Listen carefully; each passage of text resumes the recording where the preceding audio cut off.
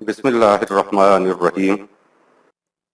تلخیص دروس القرآن، مطالب الفرقان، سورۃ البقرہ، آیت نمبر 195۔ تفسیر القرآن بالقرآن از علامہ غلام احمد پرویز صاحب۔ اخذ و تلخیص محمد اکبر دکشت بھارتواج۔ نظر ثانی doctor Inam ul Haq, M Phil P H D Islamic studies. آیت نمبر 195۔ وَأَنفِقُوا فِي سَبِيلِ اللَّهِ وَلَا تُلْقُوا بِأَيْدِيكُمْ إِلَى التَّهْلُكَةِ وَأَحْسِنُوا إِنَّ اللَّهَ يُحِبُّ الْمُحْسِنِينَ۔ اور اللہ کی راہ نظام خداوندی کے قیام و بقا اور سرکش قوتوں کا مقابلہ کرنے کے لیے اپنی زائدہ ضرورت دولت کو صرف کرنے کے لیے ہر وقت کھلا رکھو۔ اگر تم ایسا نہ کرو گے تو تمہاری ساری قوم تباہ ہو جائے گی، تو پھر مال تمہارے پاس کہاں رہ جائے گا؟ اور اپنی جماعت کے ہر شعبہ کی کمیاں دور کرو۔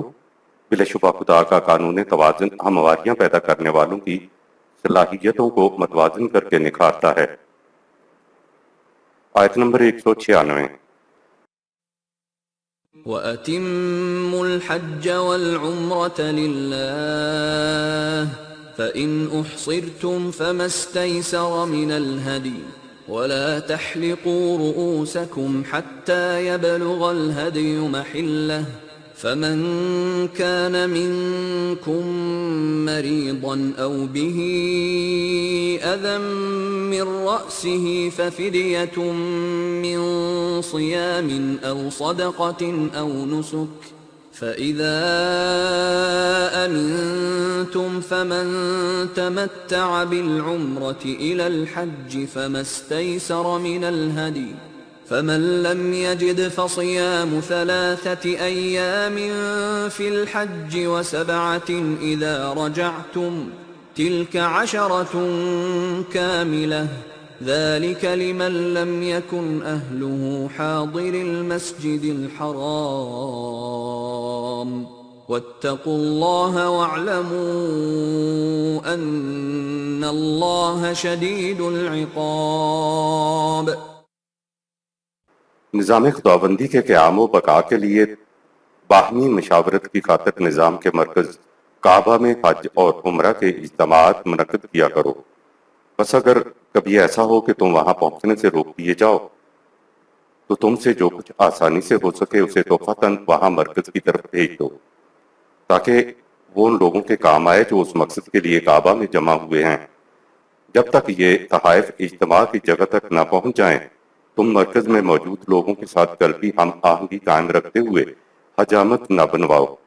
جب مرکز کے لوگ حجامت بنوائیں تو تم بھی بنواؤ، لیکن اگر تم میں سے کوئی مریض ہو یا اس کے سر میں کوئی تکلیف ہو اور حجامت بنوانی پڑ جائے تو وہ اس کے فدیہ کے طور پر روزے رکھ لے، یا کوئی عطیہ دے دے، یا کوئی اور عمل خیر کرے جسے اس نے فدیہ کے طور پر اپنے اوپر واجب قرار دیا ہو۔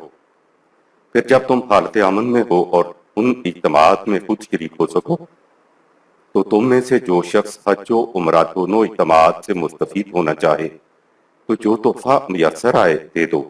جسے کوئی تحفہ نہ مل سکے تو وہ حج کے دوران 3 دن کے اور واپسی پر گھر میں 7 دن کے روزے رکھ لے اور یوں 10 دن کے روزے پورے کر لے۔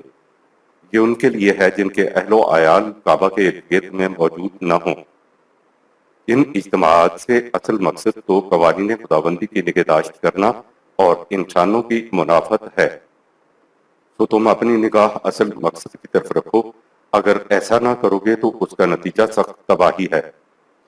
رسومات کی ادائیگی سے مذہب میں مبہم سا ثواب ہوتا ہے، جبکہ دین میں نفسیات میں تبدیلی سے خارج میں تبدیلی واقع ہوتی ہے۔ اسلام کو بدقسمتی سے اگر مذہب سمجھا جائے تو پھر اس کے سارے ارکان مذہبی رسومات بن کر رہ جاتے ہیں، اور ان کو ایسا ہی کرنا ہوتا ہے جیسا مذہب نے کہہ دیا ہے۔ کیوں کیا جائے تو جواب ملتا ہے کہ ثواب ہوتا ہے، اور ثواب کا مرنے کے بعد پتہ چلے گا کہ ہوا بھی ہے یا نہیں۔ اس کے برعکس اگر اسلام کو دین کی حیثیت سے ایک ضابطۂ حیات کی حیثیت سے لیا جائے تو اس میں پھر یہ سارے ارکان دین کے عظیم پروگرام کے اجزاء بن جاتے ہیں۔ دین کیوں کا جواب دیتا ہے، اس لیے قرآن نے ہر جزو ہر رکن کے بارے میں بتایا ہوا ہے کہ ایسا کیوں کیا جائے۔ اعمال کا نتیجہ اسی دنیا میں نکلے گا تاکہ انسان کو زندگی کے ہر قدم پر معلوم ہوتا چلا جائے کہ آیا جس مقصد کے لیے، جس نتیجے کے لیے اس رکن کی ادائیگی بتائی گئی ہے وہ نتیجہ نکل رہا ہے یا نہیں۔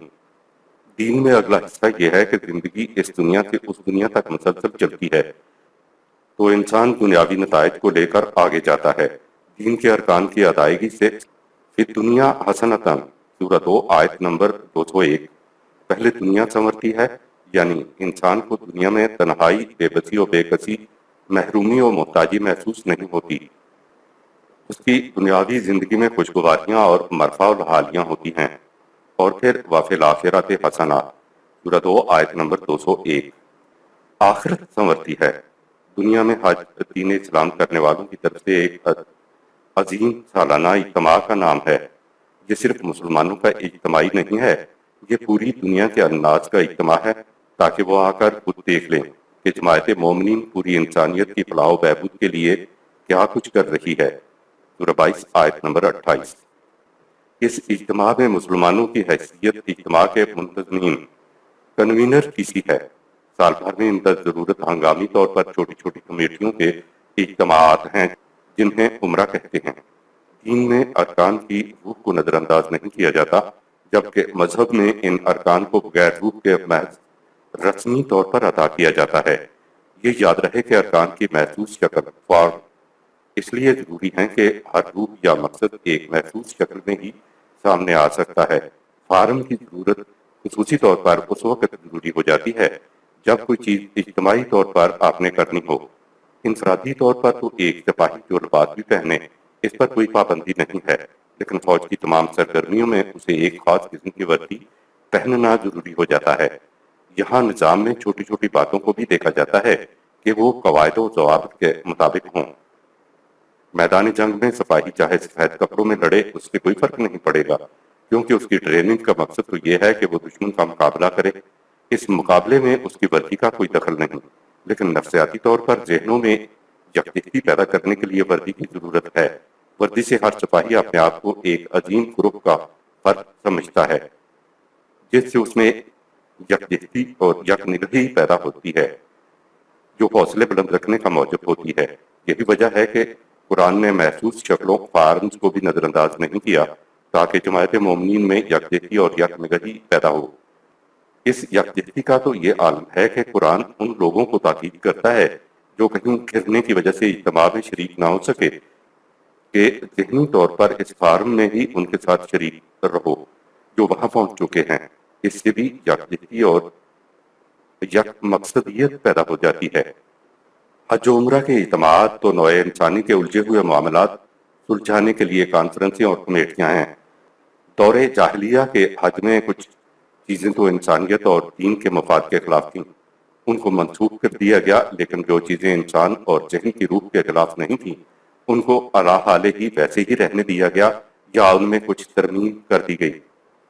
للہ کا مفہوم وَأَتِمُّ الْحَجَّ وَالْعُمْرَةَ لِلَّهِ سورہ 2 آیت 196 حج و عمرہ کے لیے یہاں اللہ آیا ہے۔ ہمارے ہاں تو اللہ کا مفہوم کچھ یوں ہے کہ تجھے تو میرے ساتھ اللہ واسطے کا بیر ہے۔ جو کام بھی دنیا میں انسان کرتا ہے ایک تو اس کا انفرادی مقصد ہوتا، اسی کو آپ خود غرضی کہتے ہیں، اور ایک مقصد وہ ہوتا ہے جس میں انسان پوری نوع انسانی کے لیے کچھ کرتا ہے۔ انسانیت کا یعنی دوسروں کا مفاد اس کے پیش نظر ہوتا ہے، براہ راست اپنی غرض اس میں پوشیدہ نہیں ہوتی۔ یہ دوسری بات ہے کہ اس کے اعمال حسنہ سے پیدا ہونے والی خوشگواریاں اس تک بھی پہنچتی رہتی ہیں۔ اس انداز سے کام کرنے کو قرآن کی اصطلاح میں للہ اللہ کے لیے کہا جاتا ہے۔ قرآن نے جامعیت کے ساتھ ایک فکرے میں ساری بات کہہ دی کہ قل ان صلاتی و نسکی و محیای و مماتی للہ رب العالمین سورہ 6 آیت 162 کہہ دو کہ میری صلاۃ، میری زندگی بسر کرنے کے طور طریقے، میری پوری زندگی حتیٰ کہ میری موت للہ ہے، یعنی پوری نوع انسانی کی فلاح و بہبود کے لیے ہے۔ جب کوئی دوسروں کی فلاح و بہبود کے لیے کچھ کرتا ہے تو دوسرے انسانوں کے دلوں میں اس کچھ کرنے والے کے لیے نرم گوشہ پیدا ہوتا ہے اور یوں اس کچھ کرنے والے کے ارد گرد کا ماحول اس کے لیے امن لیے ہوئے اور سازگاری لیے ہوئے ابھرتا ہے۔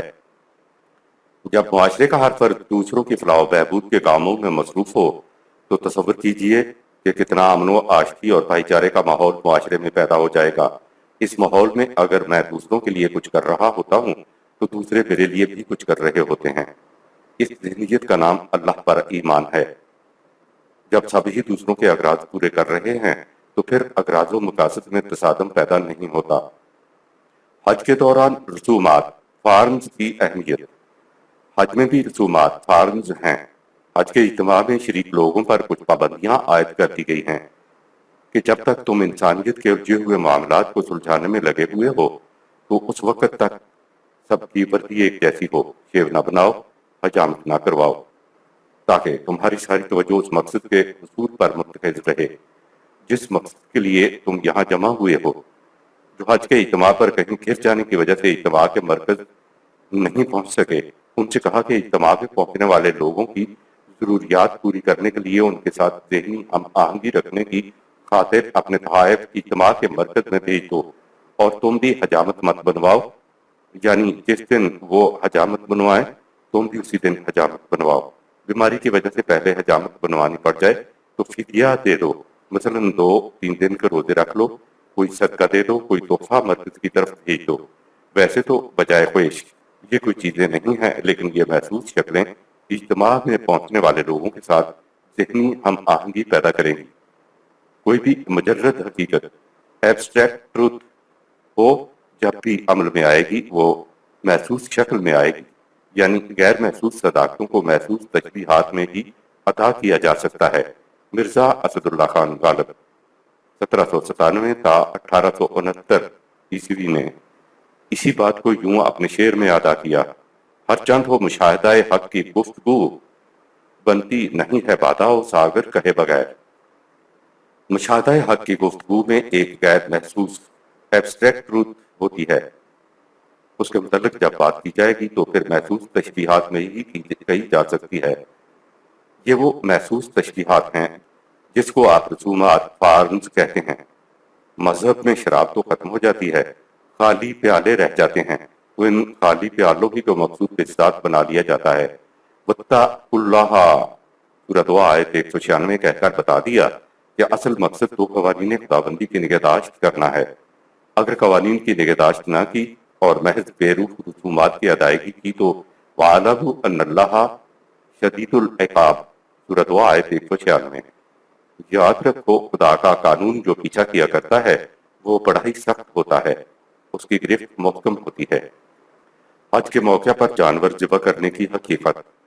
ہمارے ہاں تو لفظ الہدیہ سورہ دعا آیت 196 کے لیے بھی قربانی کا جانور کہہ دیا جاتا ہے۔ قرآن کریم میں قربانی کا جو تصور ہے وہ بھی ہماری مروجہ قربانی نہیں ہے۔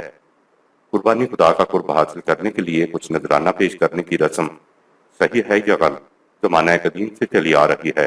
مثلا اپنے خیال اور عقیدے کے مطابق قرب الہی حاصل کرنے کے لیے آدم کے 2 بیٹوں کا نذرانہ سورہ 5 آیت 27، ان کے مذہبی پیشواؤں کے مطابق ایک کی نظر قبول ہو گئی اور دوسرے کی قبول نہ ہوئی، اور جس کا نذرانہ قبول نہ ہوا اس نے غصے میں آ کر اپنے بھائی کو قتل کر دیا، سورہ 5 آیت نمبر 27۔ اس آیت میں لفظ قرباناً سورہ 5 آیت 27 آیا ہے۔ ضروری نہیں کہ اس سے مراد کسی جانور کا ذبح کرنا لیا جائے، بلکہ قرباناً کا ترجمہ پیشکش زیادہ موزوں ہوگا۔ ایک اور جگہ بے قربانن سورہ 3 آیت 183 لفظ آیا ہے، تو صرف یہی 2 مقامات قرآن میں ہیں جہاں قربانی کا لفظ آیا ہے، ایک آدم کے بیٹوں کے قصہ میں اور دوسرا یہودیوں کے خیال کے مطابق ان کی سوختنی قربانی کے سلسلہ میں۔ بہرحال مسلمانوں کے بارے میں قربانی کا لفظ کہیں استعمال نہیں ہوا ہے۔ حجاج کی کثیر تعداد کے لیے خود نوش کا انتظام کرنا مکہ والوں کے لیے مشکل تھا، اس لیے ہر کوئی اپنا انتظام خود کرتا تھا، اور وہ اس مقصد کے لیے ضرورت سے زائد جانور ساتھ لے جاتے تھے جو سواری اور باربرداری کے کام بھی آتے اور کھانے کے بھی۔ اس طرح ایک چلتا پھرتا کولڈ سٹوریج ساتھ ہوتا۔ یہ کولڈ سٹوریج اپنی خوراک کے بھی کام آتا اور دیگر وفود کی ضیافت کے بھی کام بھی۔ قرآن میں تقریب حج جانور کے ذبح کرنے کا یہی مقصد بتایا گیا ہے۔ اور بتایا گیا ہے کہ ساتھ لائے گئے جانور مقدس نہیں، یہ جانور شاعر اللہ یعنی قابل احترام تو ضرور ہیں لیکن مقدس نہیں ہیں۔ سورہ 22 آیت نمبر 28، سورہ 22 آیت نمبر 36۔ ان جانوروں کو شاعر اللہ واجب الاحترام اس لیے قرار دیا گیا تاکہ راستے کی لوٹ مار سے محفوظ رہ سکیں۔ نشان کے طور پر ان کے گل میں پٹا قلادہ بھی ڈال دیتے تھے۔ حج کی تقریبات پر جانور ذبح کرنے کا مقصد خورد و نوش کی ضروریات کو پوری کرنے کے سوا اور کچھ نہیں ہے۔ پہلے لوگوں کا خیال تھا کہ خون گوشت پوست معبودوں کو جاتا ہے، لیکن یہ غلط فہمی سورہ 22 آیت 37 میں دور کر دی گئی۔ وانہر سے مراد قربانی لیا جائے تو بھی وہ صرف اونٹ کی قربانی ہے۔ وانہر سینے کے اوپر کے حصے کو کہتے ہیں۔ تاج العروس نے مختلف تفاسیر کی سند سے نہر کے معنی یوں لکھے ہیں: نمبر 1، نماز میں کھڑا ہو کر سینے کو باہر نکالنا۔ نمبر 2، نماز میں دایاں ہاتھ بائیں ہاتھ پر رکھنا۔ نمبر 3، نماز میں سینے پر ہاتھ باندھنا۔ نمبر 4، نماز میں نہر تک ہاتھ اٹھانا، اپنے سینہ کو قبلہ رخ کر کے کھڑا ہونا۔ نمبر 6، خواہشات کا کلا کما کرنا۔ اور نمبر 7، سینے کے اوپر قریب میں حد کی رگ پر نیزہ مار کر اونٹ ذبح کیا جانا، یعنی نہر البعیرہ کے معنی ہیں اس نے اونٹ کو اس طرح ذبح کیا۔ نیز النہر والنہریر کے معنی ہیں ماہر، عقل مند، تجربہ کار، ہر بات کو سمجھ سوچ کر اختیار کرنے والا اور اس پر مضبوطی سے عمل کرنے والا۔ نہرت الشیع علماً کے معنی ہیں میں علم کی روح سے اس معاملے پر حاوی ہو گیا، لہٰذا نہر صرف اونٹ کے ذبح کرنے کو کہتے ہیں۔ اب اگر نہر سے قربانی کا مفہوم لینا ہی ہے تو قرآن کی روح سے ان شرطوں کا پورا کرنا ضروری ہے۔ نمبر 1، قربانی صرف اونٹ کی ہوگی۔ نمبر 2، ذبح کا مقام کعبہ ہے اس لیے قربانی صرف حج کے مقام پر ہی کی جائے گی۔ نمبر 3، قرآن نے کہا ہے کہ ان کا گوشت تم بھی کھاؤ اور وہاں محتاجوں کو بھی کھلاؤ، تو زیادہ نہیں بلکہ اندر ضرورت اونٹ ذبح کیے جائیں گے۔ تمام دنیا میں عید الاضحیٰ پر جانور ذبح کرنے کی تائید قرآن سے نہیں ہوتی۔ لفظ نسکن کا مفہوم۔ نسکن سورہ 2 آیت 196 کے معنی ہیں پاک و صاف کرنا۔ نسکا صوبہ، اس نے کپڑے کو دھو کر پاک و صاف کر لیا۔ ارضا ناسکا کے معنی ہیں سرسبز و شاداب زمین جس پر حال ہی میں بارش ہوئی ہو۔ نسکل سبختہ کے معنی ہیں اس نے شور زدہ زمین کو درست کیا، اس کو جھاڑو جھنکار سے صاف کیا۔ نسک کے بنیادی معنی کی روح سے اس سے مفہوم کسی معاملہ کو درست اور ٹھیک کر لینا ہوتا ہے۔ نسک الہ طریقتاً جبیلہ کے معنی ہے اس نے اچھا طریقہ اختیار کیا اور پھر اس پر جمع رہا۔ راستہ اختیار کر لینے کی جہت سے کلام عرب میں نسکن ہر اس مقام کو کہتے ہیں جس پر عام طور پر آمد و رفت ہو، یہیں سے اس کے معنی روش یا رسم کے ہو گئے اور امور و مراسم حج کو بھی مناسک حج کہا جانے لگا۔ آیت نمبر 197۔ الحج أشهر معلومات فمن فرض فيهن الحج فلا رفث ولا فسوق ولا جدال في الحج وما تفعلوا من خير يعلمه الله وتزودوا فإن خير الزاد التقوى واتقون يا أولي الألباب۔ حج کے مہینے معلوم و متعین ہونے چاہیے، پھر جو شخص اس فریضہ کی ادائیگی کو اپنے اوپر فرض قرار دے لے تو اس پر لازم ہے کہ حج کے اجتماعات میں نہ کوئی بات پایا اس قاحت سے گری ہوئی کرے، نہ فاحش کلامی یا دیگر جنسی میلانات کی باتیں کرے، نہ درست کلامی یا کوئی اور معیوب حرکت کرے، نہ ہی باہمی مشاورت میں جنگ و جدال پر اتر آئے۔ اور جو عمل خیر بھی تم کرو تو خدا کا قانون مکافات اس کو جانتا ہے۔ اس سفر میں ذات راہ بھی ساتھ رکھو اور سب سے بہترین ذات راہ تو خدا کے قوانین کی نگہداشت کرنا ہے۔ اور اے اولو الالباب، زندگی کے خطرات سے بچنے کے لیے خدا کے قوانین پر عمل درآمد کرو۔ تقویٰ کے معنی حفاظت کے بھی ہوتے ہیں، لہٰذا حج کے لیے ذات راہ انسان کو بہت سی مشکلات و مصائب سے حفاظت میں رکھتا ہے۔ اولو الالباب، اللبو ایسی تیز و خالص عقل کو کہتے ہیں جو جذبات کی آمیزش سے پاک ہو، اس کی جمع الباب ہے۔ تو اولل الالباب ان صاحبان عقل و بصیرت کو کہیں گے جو جذبات سے الگ ہٹ کر معاملات پر عقل خالص کی روح سے غور و فکر کریں، یعنی خالص وحی کی روشنی میں، نہ کہ جذبات کے تابع ہو کر۔ قرآن نے مومنین کو اولل الالباب کہا ہے۔ سورہ 65 آیت نمبر 10۔ معلوم ہوا ایمان کے لیے عقل و بصیرت کی ضرورت ہے۔ حج کے اجتماع کا تعین وقت کے تقاضوں کے مطابق ہر سال مقرر کیا جائے گا۔ الحج اشہر معلومات، سورہ 2 آیت نمبر 197۔ حج کے مہینے معلوم ہونے چاہیے، یعنی ان کا اعلان ہونا چاہیے۔ اب ہمارے ہاں تو حج کا مہینہ متعین ہے، ہر ایک کو معلوم ہے، لیکن یہاں خصوصیت سے کہا گیا کہ حج کے مہینے معلوم ہونے چاہیے۔ نظر یہ آتا ہے کہ ضروریات کے تقاضوں کے مطابق یہ ہر سال وہاں مرکز میں فیصلہ ہوا کرے گا کہ اس سال تو یہ ہوا ہے، اس کے بعد حج فلاں مہینے کی فلاں تاریخوں میں ہوگا۔ اس کا بڑے پیمانے پر ساری دنیا میں اعلان کیا جائے گا تاکہ یہ سب آگاہ ہو جائیں۔ اگر آپ چاہتے ہیں کہ ہمیشہ کے لیے کوئی ایک ہی وقت ہو تو وہ معلومات میں آ گیا، لیکن اگر آپ دین کی ضروریات کے اعتبار سے اجتماعات چاہتے ہیں تو اس کے لیے پھر ضروری ہے کہ اس کے لیے اس کی پبلسٹی عام ہونی چاہیے۔ حج کے اجتماعات میں کسی بحث و مباحثہ ڈسکشن کے دوران مجادلہ اختیار نہیں کیا جائے گا۔ وَلَا جِدَالَ فِي الْحَجِّ، سورہ 2 آیت 197۔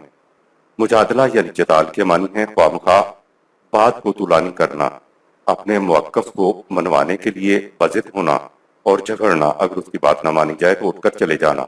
کہا کہ ایسی ذہنیت کے ساتھ حج کے اجتماعات میں شامل نہ ہوا کرو۔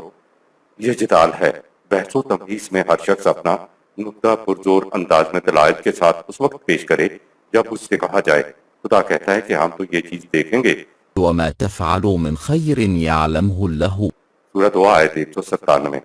تم اجتماع میں خیر کے کیا کام کرتے ہو، یعنی وہ کون سے فیصلے کرتے ہو جن سے تمہارے اختیارات میں وسعتیں پیدا ہوتی چلی جائیں۔ آیت نمبر 198۔ ليس عليكم جناح أن تبتغوا فضلا من ربكم فإذا أفضتم من عرفات فاذكروا الله عند المشعر الحرام واذكروه كما هداكم وإن كنتم من قبله لمن الضالين۔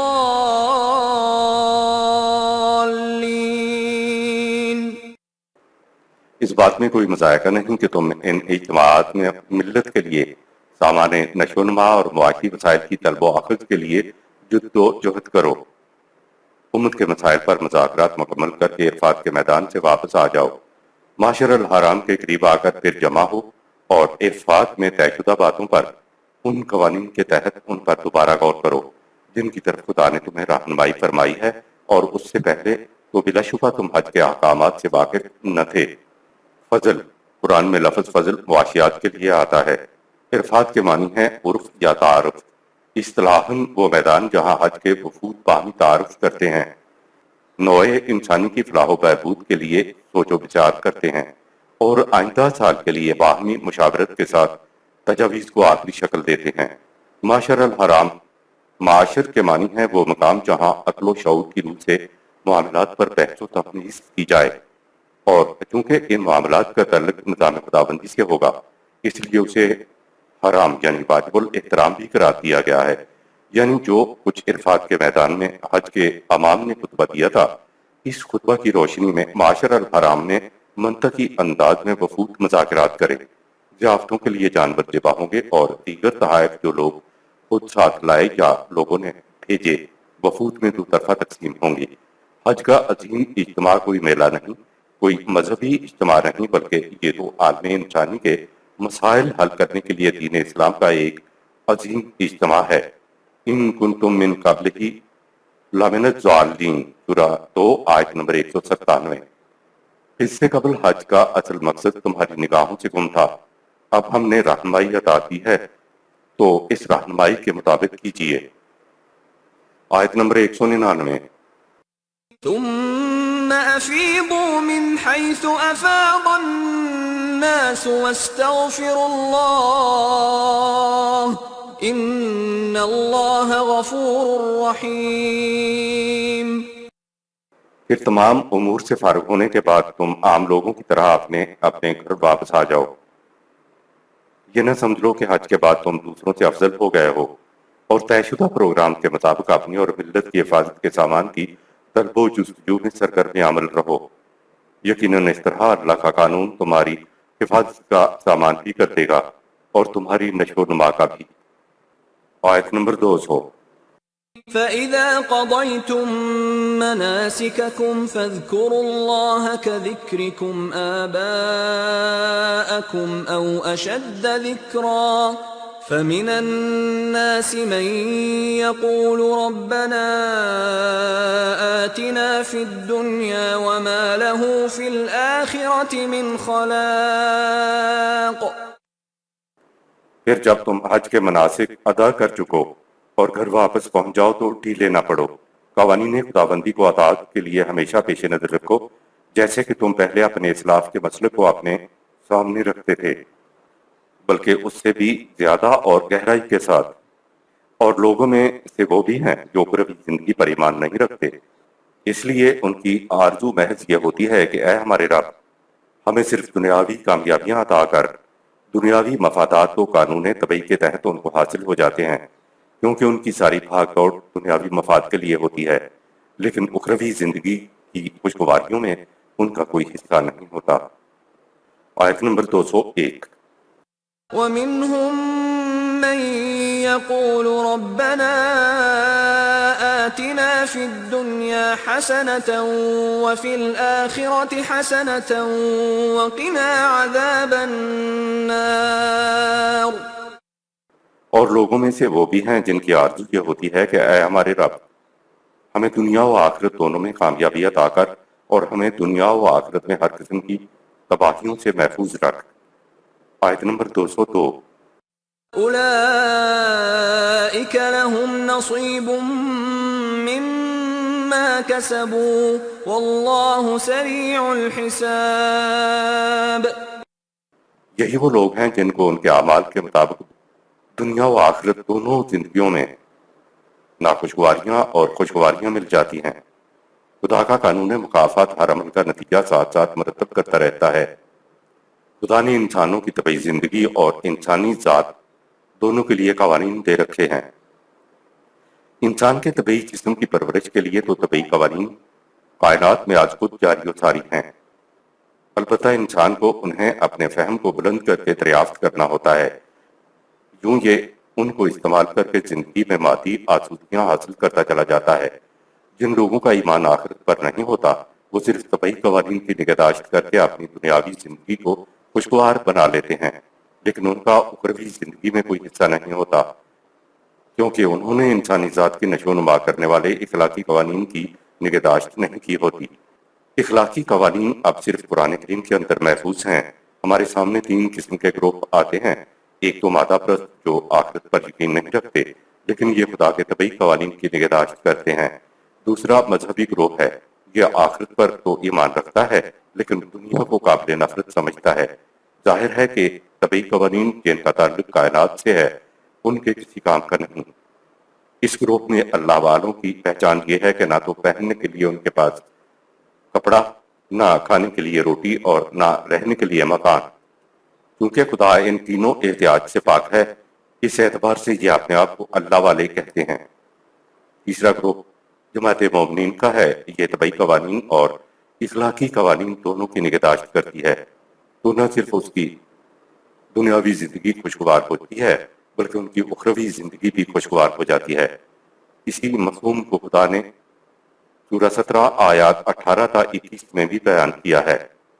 واللہ سریع الحساب کا مفہوم ہمارے ہاں تو تصور یہ ہے کہ اللہ کے کام کیے جائیں تو مرنے کے بعد قیامت میں یوم الحساب ہوگا، وہاں میزان کھڑی کی جائے گی، نیکی بدی تلے گی، لیکن قرآن تو خدا کو سریع الحساب کہہ رہے ہیں، جلدی حساب کر دینے والا۔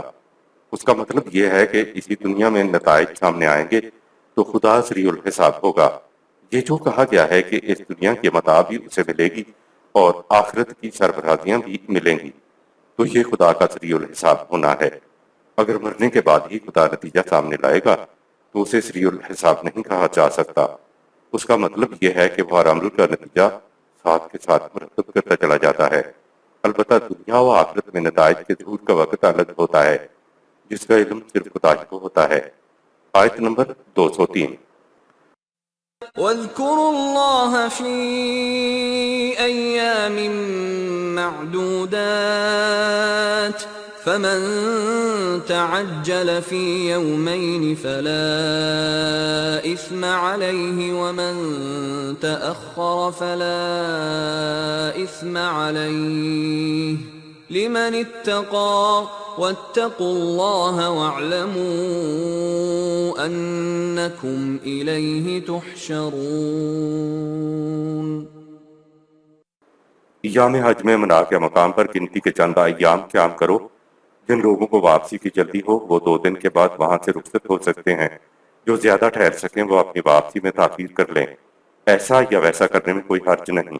مقصد تو نظام خداوندی کے پروگرام کو سمجھنا ہے۔ یہ 2 دنوں کے بعد لوٹنے کی رعایت ان کے لیے ہے جنہوں نے حج کے پروگرام میں بہت دل جمعی اور محتاط انداز میں شرکت کی ہو۔ حج کے تمام عرصہ میں اور گھر واپسی پر قوانین خداوندی کی نگہداشت کرو اور یہ دیکھو کہ آیا تمہارا ہر قدم اس نصب العین کی طرف اٹھ رہا ہے جس کے حصول کے لیے تم یہاں اکٹھے ہوئے ہو۔ علیہ تحشرون سورہ 2 آیت 203۔ اور علیہ راجعون کے معنی ہوتے ہیں تم اس وقت بھی جواب دہی کے لیے رواں دواں ہو۔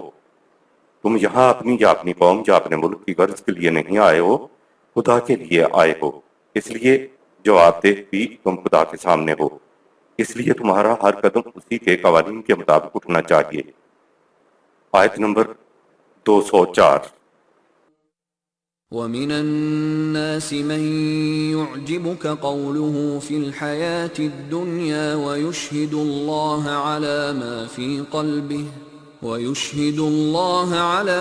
فِي قَلْبِهِ وَهُوَ أَلَدُّ الْخِصَامِ۔ اور لوگوں میں سے کچھ وہ بھی ہیں کہ جب وہ دنیاوی معاملات پر گفتگو کریں تو تمہیں چرب زبانی کے ذریعے وقتۂ حیرت میں ڈال دیں۔ وہ اپنے بچے ہونے کے ثبوت میں قدم قدم پر خدا کی قسمیں کھاتے ہیں، حالانکہ ان کے دل دشمنی اور جھگڑالو پن کے جذبات سے لبریز ہیں۔ آیت نمبر 205۔ وَإِذَا تَوَلَّى سَعَى فِي الْأَرْضِ لِيُفْسِدَ فِيهَا وَيُهْلِكَ الْحَرْثَ وَالنَّسْلَ وَاللَّهُ لَا يُحِبُّ الْفَسَادَ۔ اور جب وہ قسمیں کھانے والے تمہارے پاس سے واپس جاتے ہیں تو ان کی ساری بھاگ دوڑ محض اس لیے ہوتی ہے کہ زمین میں فساد پھیلائیں، یعنی کھیتی اور انسانی نسل کو تباہ کریں۔ ان کو معلوم ہونا چاہیے کہ جس خدا کی قسمیں کھا کھا کر یہ اپنی باتوں کا یقین دلاتے تھے وہ اللہ فساد، تباہی و ویرانی کو پسند نہیں کرتا۔ آیت نمبر 206۔ وَإِذَا قِيلَ لَهُ اتَّقِ اللَّهَ أَخَذَتْهُ الْعِزَّةُ بِالْإِثْمِ فَحَسْبُهُ جَهَنَّمُ وَلَبِئْسَ الْمِهَادُ۔ اور جب ان سے کہا جاتا ہے کہ قوانین خداوندی کی اطاعت کرو تو طاقت کی بدمستیاں اور جھوٹی عزت ان کو اصلاح کی بجائے مزید خرابیوں کے لیے ابھارتی ہیں۔ تو ایسے لوگوں کا مقام تباہی و بربادی کا جہنم ہے اور وہ بہت ہی برا ٹھکانہ ہے۔ عصم وہ کام جو انسان کے طبعی جسم اور اس کی ذات میں اضمحلال پیدا کرتے ہیں، قوتوں میں کمی واقع ہو جائے، جن سے افسردگی اور عوامادگی پیدا ہو جائے۔ مثلا شراب کے پینے سے بظاہر انسان کی قوت بڑھتی ہوئی معلوم ہوتی ہے، لیکن اس کے بعد خمار یہ بتاتا ہے کہ اس کی قوت کس قدر کم ہو گئی ہے۔ اسے عصم کہا جاتا ہے۔ شرابی کمزوری کو دور کرنے کے لیے مزید شراب پیتا ہے، رفتہ رفتہ تباہی اس کا مقدر بن جاتی ہے۔ بالکل اسی طرح ظالم قوتیں اصلاح احوال کی بجائے اور زیادہ قوت کا استعمال کرتے ہیں۔ اس سے معاشرہ مزید کمزور ہو جاتا ہے اور ظالموں کے استبداد میں مزید اضافہ ہو جاتا ہے۔ اخذت العزت بالاسم سورہ 2 آیت 206 کے معنی ہے جھوٹی عزت، فالس پریسٹیج۔ جھوٹی اناج و صحیح راستے پر نہیں آنے دیتی۔ دراصل وہی سے محروم ہر قوت اضمحلال اور کمزوری بڑھاتی ہے۔ آیت نمبر 207۔ وَمِنَ النَّاسِ مَن يَشْرِي نَفْسَهُ ابْتِغَاءَ مَرْضَاتِ اللَّهِ واللہ رؤوف بالعباد۔ اور لوگوں میں سے کچھ ایسے بھی ہیں جو منشائے خداوندی کو پورا کرنے کے لیے اپنی پوری زندگی کو وقف کر دیتے ہیں، تھوڑا سا چل کر رک نہیں جاتے بلکہ ضرورت پڑنے پر اپنی جان تک کو قربان کر دیتے ہیں۔ یہی ہیں وہ لوگ جن کو قانون خداوندی کی روح سے ہر قسم کی حفاظت اور نشو و نما کا سامان حاصل ہوتا ہے۔ مرضات اللہ، راضی، یرضا، رضوانن اور رضا کے معنی ہوتے ہیں کسی کے ساتھ دل کی پوری رضامندی سے متفق ہو جانا، ہم آہنگ ہو جانا، مطابقت پیدا کر لینا۔ بیع و شرع کے معاملے میں ہم آہنگ یا متفق ہو جانا۔ معاملہ طے ہی اس وقت ہوتا ہے جب دونوں فریق باہم دگر متفق ہو جائیں۔ خدا اور مومنین کا معاملہ بیع و شرع کا ہوتا ہے، اسی کو رضی اللہ و رضو عنہ سے تعبیر کیا گیا ہے، یعنی اس نے خدا سے ہم آہنگی اختیار کر لی تو قوانین کی روح سے حاصل ہونے والی خوشگواریاں، سرفرازیاں اس کی زندگی کے ساتھ ہم آہنگ ہو جاتی ہیں۔ اتبع رضوان اللہ، سورہ 3 آیت 162 کہ یہی معنی ہے کہ اس نے قوانین خداوندی کے ساتھ ہم آہنگی اختیار کر لی، اور یہی معنی رضی اللہ عنہم و رضو عنہ کے ہیں۔ خدا کے قوانین قرآن کے اندر محفوظ ہیں۔ کرہو ما نزل اللہ، سورہ 47 آیت نمبر 26 کے معنی ہوں گے وہ ما انزل اللہ، قرآن سے نفرت کرتے ہیں، اور وا کرہو رضوانہ، سورہ 47 آیت نمبر 28 کے معنی ہوں گے وہ رضوان اللہ سے نفرت کرتے ہیں۔ جب انسان قرآن کے مطابق اپنے آپ کو ڈھال لیتا ہے تو کہا رضی اللہ عنہ و رضو عنہ، اللہ کے قوانین کے ساتھ مطابقت اختیار کر لینا، اور ایسا بننے میں انسان کا ہی فائدہ ہے۔ آیت نمبر 208۔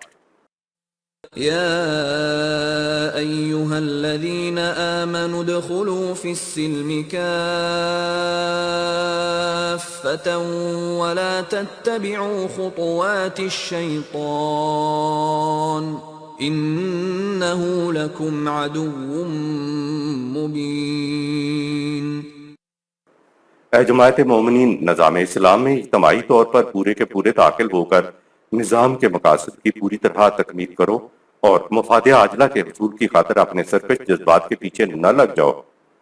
شیطان تمہارے اپنے بے باک اور سرکش جذبات کی روش پر چلنا خود اپنے ساتھ واضح دشمنی کا موجب ہے۔ کافتن کے بنیادی معنی ہیں: نمبر 1، کسی معاملہ کی آخری حد تک پہنچ جانا، تھوڑا سا چل کر رک نہ جانا، اسے تکمیل تک پہنچانا، پورے کا پورا کسی شے کے اندر داخل ہونا۔ نمبر 2، تمام کا تمام مکمل جمعی اجتماع اور جماعت کو کہتے ہیں، گویا اسلام میں اجتماعی طور پر داخل ہونا ہے۔ کافتن سے معلوم ہوا کہ اسلام انفرادی مذہب نہیں بلکہ اجتماعی دین ہے۔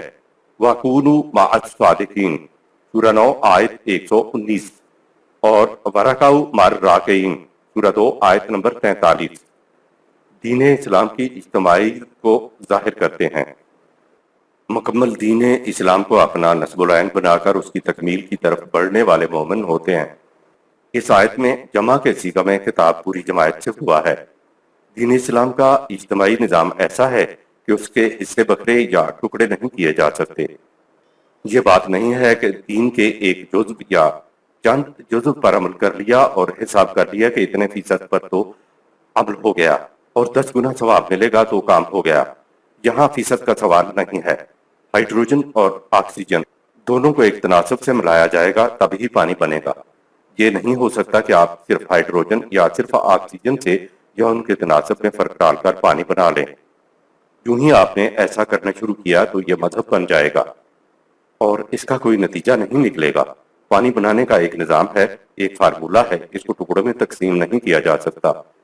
جب آپ کامل فارمولے پر عمل کریں گے تو پانی بنے گا جو آگ بجھانے کے کام آتا ہے، ورنہ ہائیڈروجن اور آکسیجن دونوں کی موجودگی سے تو آگ جلتی ہے۔ فارمولے پر کافتن پورا عمل کرنا ہوتا ہے۔ دین اسلام ایک مکمل فارمولہ ہے۔ اس آیت کا ترجمہ ہو جائے گا کہ اے جماعت مومنین، تم سلامن میں کافتن اجتماعی طور داخل ہو جاؤ۔ سلامن امن اور سلامتی کا تکمیل کا مکمل کرنے کا نظام ہے۔ یہ ٹھیک ہے کہ پورے اسلام میں شبہ شب داخل نہیں ہوا جائے گا، اس کو تو ایک نقطہ سے آغاز کرنا ہوتا ہے، لیکن نصب العین یہ ہوتا ہے کہ ہم نے اسلامی نظام انتہا اسلام تک پہنچنا ہے، راستے میں کہیں بھی کھڑا نہیں ہونا۔ راستے میں کہیں کھڑے ہو کر آپ نہیں کہہ سکیں گے ہم مکمل اسلام پر عمل پیرا ہیں۔ تکمیل تک راستہ طے کرنے کے دوران یہی کہا جائے گا کہ ہم آہستہ آہستہ تکمیل کی طرف بڑھنے کی کوشش کر رہے ہیں۔ جب لوگ کافتاً پوری طرح اس کے اندر آ جائیں گے اور کامل اسلامی نظام کو اپنے ہاں رائج کر لیں گے، تب کہا جا سکے گا کہ ہم اسلام کے مطابق زندگی بسر کر رہے ہیں۔ کامل نظام اسلام کو اپنا نصب العین بنانے کے اعتبار سے نظری مومن تو آپ شروع سے ہوں، لیکن عملی مومن آپ اس وقت ہوں گے جب آپ پورے نظام اسلام کو اپنے ہاں سلام اور کافہ رائج کر لیں گے۔ اس وقت آپ جماعت مومنین کے فرد ہوں گے۔ دین کے حصے بکھرے نہیں کیے جا سکتے۔ پیچھے گزر چکا ہے کتب علیکم الصیام سورۃ آیت 183، تم پر روزے فرض کیے گئے، اور اسی سورہ میں چند سطروں کے بعد کتب علیکم القتال سورۃ آیت 216، تم پر جنگ کرنا فرض کر دیا گیا۔ دونوں آیات میں خطاب پوری امت سے ہے۔ جنگ کے لیے تو ہم ایک گروہ کو لگ لیتے ہیں کہ اس نے جنگ کرنی ہے، جبکہ روزوں کے لیے کہا جاتا ہے کہ پوری امت روزے رکھے۔ کبھی ہم کھڑے ہو کر نہیں سوچتے کہ ان دونوں آیات میں مراد پوری امت ہے یا امت کا کوئی الگ گروہ ہے۔ اگر جنگ کے لیے ہم ایک گروہ کو امت میں سے الگ لکھ کر لیتے ہیں تو کیا روزوں کے لیے بھی امت میں سے ایک گروہ کو الگ کرنا درست ہوگا؟ زیر غور آیت میں تو کہا گیا ہے کہ ادخلوا فی السلم کافۃ سورۃ آیت 208، اے جماعت مومنین سب کے سب مل کر پورے کے پورے اسلامی نظام میں داخل ہو جاؤ۔ یہ اس لیے کہا کہ اسلام کے حصے بکرے نہیں کیے جا سکتے کہ کچھ حصے پر عمل کر لیا جائے اور باقی کو چھوڑ دیا جائے۔ قرآن نے دین کے حصے بکرے کرنے کو واضح کرنے کے لیے یہود کی مثال دی کہ پھر تم ہی تو وہ لوگ ہو جو باہمی خون ریزی کرتے ہو اور اپنے ہی غریب بھائیوں کو ان کے گھروں سے نکال باہر کرتے ہو۔ ان کی مدد کرنے کی بجائے الٹے ان غریبوں کے خلاف ظلم و استبداد کرنے کے لیے جتھے بنانے میں ایک دوسرے کی مدد کرتے ہو، اور ستم ظریفی یہ کہ جب ان گھروں سے نکالے ہوئے غریبوں کو دوسرے لوگ پکڑ کر بطور قیدی تمہارے پاس لاتے ہیں تو قیدیوں کو چھڑانے کا ثواب حاصل کرنے کی خاطر ان کا فدیہ دے کر چھڑاتے ہو، حالانکہ سرے سے ان کو ان کے گھروں سے نکالنا ہی تمہارے لیے حرام تھا۔ جواب دو، کیا تم کتاب الہی کے ایک حصے پر ایمان رکھتے ہو اور اس کے دوسرے حصے کو ماننے سے انکار کرتے ہو؟ تو جو لوگ تم میں سے ایسا کرتے ہیں تو ان کی سزا دنیا کی زندگی میں ذلت اور رسوائی کے سوا اور کچھ نہیں، اور اخروی زندگی میں تو شدید ترین عذاب کی طرف بھیجے جائیں گے۔ سورۃ آیت نمبر 81۔ قرآن میں دوسرے مقام پہ ہے کہ دین کے حصے بکرے کرنے کی وجہ سے فَأُولَٰئِکَ حَبِطَتْ أَعْمَالُهُمْ سورۃ آیت 217، ان کے سارے اعمال رائے گاں چلے جاتے ہیں۔ لبیل بات یہ ہے کہ اپنے کمزور بھائیوں کو گھر سے نکالنا اور انہیں کمزور بنا کر رکھنا یہ حرام تھا۔ دین کی اس بات کو تو تم پیش نگاہ نہیں رکھتے، البتہ دین ہی میں جو غلاموں کو غلامی سے چھڑانے کا اجر ہے اس کے حصول کے لیے تم چندہ کر کے بھی انہیں چھڑا لیتے ہو، اور اپنے ذہن میں سمجھتے ہو کہ ہم نے بڑی نیکی کا کام کر لیا۔ دین کے حصے بکرے کرنے کا نتیجہ دنیا کی زندگی میں ذلت اور رسوائی اور اخروی زندگی میں شدید ترین عذاب بتایا ہے۔ مسلمانوں نے بھی دین کے حصے بکرے کیے ہوئے ہیں تو نتیجہ ذلت اور رسوائی ساری دنیا کے سامنے ہے۔ اگر دین اسلام کو پورے نظام کے طور پر قائم کر کے انسان اس کے تحت زندگی بسر کرے تو کوئی کسی کو کمزور اور محتاج نہیں بنا سکے گا، اور نہ ہی کسی کو خیرات یا بھیک دینے کی ضرورت رہے گی، کیونکہ انسانوں کی نشو و نما کا فریضہ اسلامی نظام خود ادا کر رہا ہوگا۔ نظام ہو تو پھر چھوٹے سے چھوٹے جزو کی بھی اہمیت ہوتی ہے۔ مثلا گھڑی ایک نظم کے تحت وقت بتاتی ہے، اگر اس میں کوئی ایک پیچ نہ ہو یا وہ ڈھیلا رہ جائے تو گھڑی یا تو وقت ہی نہیں بتائے گی، اور اگر بتائے گی بھی تو وہ صحیح نہیں ہوگا، کیونکہ گھڑی کا نظام فی سلام اور کافتن نہیں رہا۔ اگر معاشرہ دین پر فی سلام اور کافتن گامزن نہیں آئے تو اس کے لیے کہا وَلَا تَتَّبِعُوا خُطُوَاتِ الشَّيْطَانِ سورۃ آیت 208، تو یہ شیطان کے نقش قدم کی پیروی کرنا ہے جس سے منع کیا گیا ہے۔ آیت نمبر 209۔ فَإِن زَلَلْتُم مِّن بعد ما جاءتكم البينات فاعلموا ان اللہ عزیز حکیم۔ اگر تمہارے پاؤں ان واضح دلائل آ جانے کے بعد پھسل گئے تو یاد رکھو ہمارا قانون مکافات بڑی قوتوں کا مالک ہے، وہ ہر ایک پر غالب آ کر رہتا ہے، لیکن اس کا غلبہ قاعدہ، قانون اور قوت و حکمت پر مبنی ہے۔ عزیز اور حکیم، عزیز کے معنی ہے قوت، غلبہ اور تسلط، اور حکیم کے معنی ہے حکمت۔ جب قوت کے ساتھ حکمت بھی ہو تو اس رفاقت کو قانون سے تعبیر کیا جاتا ہے۔ قوت کے ساتھ اگر حکمت نہ ہو تو یہ دھاندلی ہے، اور اگر حکمت کے ساتھ قوت نہ ہو تو وہ نراواز یا فلسفہ بن کر رہ جاتا ہے۔ جب تک کوئی قوم قوانین خداوندی کے ساتھ استقامت کے ساتھ چمٹی رہے گی، قانون کی روح سے ملنے والی خوشگواریاں اور سرفرازیاں اس کو ملتی رہیں گی۔ جب عمل لغزش کا شکار ہو جائے گا تو اس قوم کی پوزیشن پہلے جیسی نہیں رہے گی۔ آیت نمبر 210۔ هل ينظرون إلا أن يأتيهم الله في ظلل من الغمام والملائكة وقضي الأمر وإلى الله ترجع الأمور۔ یہ تمہارے مخالفین ابھی تک توہم پرستیوں میں مبتلا ہیں کہ قوموں کی تباہی کے لیے خدا خود بادلوں کی رت میں بیٹھ کر فرشتوں کی جلوہ میں آیا کرتا ہے، اور یوں آخری فیصلہ ہو جاتا ہے۔ خدا کسی امر کے سلسلے میں بھی انسانوں کی طرف نہیں آیا کرتا۔ یہ تو تمہارے اعمال ہیں جو تمہیں اس کے قانون مکافات کے عمل کی عدالت کی طرف کشاں لیے جاتے ہیں۔ خدا کی گرفت کی نوعیت انسانی تصور کے مطابق نہیں ہوتی۔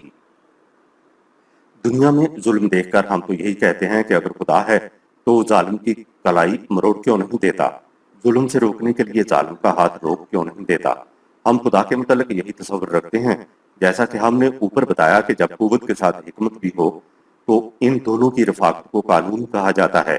لہٰذا ان اللہ عزیز حکیم، سورۃ آیت 209 کے معنی ہے کہ خدا قانون کا خدا ہے۔ لوگوں کا تصور تھا کہ قوموں کی تباہی کے لیے خدا خود بادلوں کی رت میں بیٹھ کر فرشتوں کی جلوہ میں آیا کرتا ہے اور یوں آخری فیصلہ ہو جاتا ہے، یعنی قوم کو تباہ کر دیا جاتا ہے۔ اس تصور کو قرآن نے توہم پرستی کہا ہے۔ وَإِلَى اللَّهِ تُرْجَعُ الْأُمُورُ، سورۃ آیت 210۔ کہا ہم تمہارے تصور کے مطابق نہیں کرتے، بلکہ اس کا طریقہ یہ ہے کہ جو کچھ بھی تمہارے اعمال ہوتے ہیں وہ نتیجہ پیدا کرنے کے لیے خدا کے قانون مکافات عمل کی طرف چلے جاتے ہیں۔ اب سوال یہ ہے کہ پھر نتیجہ کس طرح برآمد ہوتا ہے؟ اس بات کو سمجھانے کے لیے قرآن فوراً اگلی آیت میں تاریخی شہادت کے طور پر بنی اسرائیل کا ذکر کرتا ہے کہ جب انہوں نے ہمارا نظام اپنے ہاں نافذ کیا تو عظیم سلطنت ان کے حصے میں آئی، یا اپنی ہم اثر اقوام میں سرفراز ہوئے، ان کو آسودگیاں اور خوشگواریاں ملی۔ لیکن جب انہوں نے دین کو مذہب میں تبدیل کیا، یعنی جب انہوں نے دین کے اجزاء کو الگ کر دیا اور کسی حصے پر عمل کیا اور کسی کو نظر انداز کر دیا، تو دین کے اجزاء نے وہ نتائج دینے بند کر دیے جو مکمل دین پر عمل درآمد کرنے سے نکلے تھے۔ مثلا صحیح گھڑی کے پرزوں کو میز پر رکھ دیا جائے، کسی پرزے کو چوما جائے اور کسی کو نہ چوما جائے، تو کیا وہ پرزے وقت بتائیں گے؟ بالکل نہیں۔ گھڑی کے پرزوں سے تو اسی وقت اصل مقصد حاصل ہوگا جب انہیں ایک نظم کے ساتھ ایک ترتیب میں ڈھال دیا جائے۔ مذہب میں یہی ہوتا ہے کہ دین کے اجزاء میں سے کسی کو گلے سے لگا کر رکھا جاتا ہے اور کسی کو نظر انداز کر دیا جاتا ہے۔ یہی وجہ ہے کہ دین کے چند اجزاء پر عمل درآمد کا نتیجہ مذہب میں نہیں نکلتا۔ وَإِلَى اللَّهِ تُرْجَعُ الْأُمُورُ، سورۃ 2 آیت 210۔ کہہ کر یہی بتایا گیا ہے کہ ہم خود اقوام کو تباہ کرنے کے لیے نہیں آتے، یہ تو ان کے اعمال ہوتے ہیں جن میں فطری طور پر ان کی تباہی چھپی ہوئی ہوتی ہے۔ یوں قومیں تباہ ہوا کرتی ہیں۔ کیونکہ قرآن قوم بنی اسرائیل کی داستان کو پہلے بیان کر چکا ہے، اس لیے اگلی آیت میں صرف اشارہ کیا ہے۔ آیت نمبر 211۔ سل بنی اسرائیل کم آتیناہم من آیت بینہ ومن يبدل نعمت اللہ من بعد ما جاءته فإن اللہ شدید العقاب۔ تباہی کا ثبوت چاہتے ہو تو بنی اسرائیل سے پوچھو، ہم نے انہیں واضح قوانین عطا کیے جن کا انہوں نے اتباع کیا تو خدا نے ان پر نعمتوں کے دروازے کھول دیے، پھر جب انہوں نے قوانین خداوندی سے سرکشی برتی تو نعمتیں ذلتوں اور خواریوں میں تبدیل ہو گئیں، اور یہ سب کچھ خدا کے قانون مکافات کی روح سے ہوا جس کی گرفت بڑی سخت ہوتی ہے۔ یعنی ہم سے نہ پوچھو، بنی اسرائیل سے پوچھو کہ تباہی لانے کے لیے ہمارا قانون مکافات کس طرح پیچھا کیا کرتا ہے۔ قوم کے سالار مذہبی پیشوا حقائق کو چھپا چھپا کر رکھتے ہیں، جس کے نتیجے میں وہ ایسے مقام پہ پہنچ جاتے ہیں جہاں اس جنس قاصد کا کوئی خریدار نہیں ہوتا، یعنی پھر ان کی کوئی قدر و قیمت نہیں رہتی۔ سورہ 14 آیات 28-29۔